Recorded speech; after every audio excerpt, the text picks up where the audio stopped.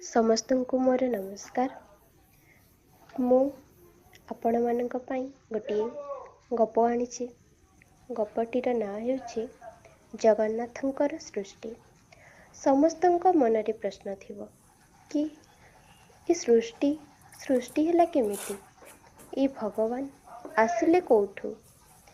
ଏ ଜଗନ୍ନାଥ କେମିତି ହେଲେ? ଗପଟିର ନାଁ ହେଉଛି ପୁରୀକୁ କୋଉଠୁ ଜଗନ୍ନାଥଙ୍କର ଆସିଲେ?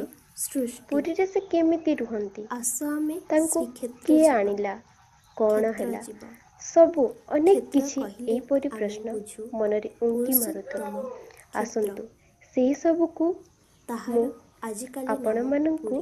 ଶୁଣେଇଦେବି। ସେ କେମିତି ସୃଷ୍ଟି ହେଲେ, କାହିଁକି ଆସିଲେ, କୋଉଠୁ ଆସିଲେ, କିଏ ତାଙ୍କୁ ସ୍ଥାପନ କଲା, ସେହି ବିଷୟରେ ସବୁ ଶୁଣିବା। ଜାଗା ଯେମିତି ପୁରୀ କ୍ଷେତ୍ରରୁ ଉଣା। ଏହା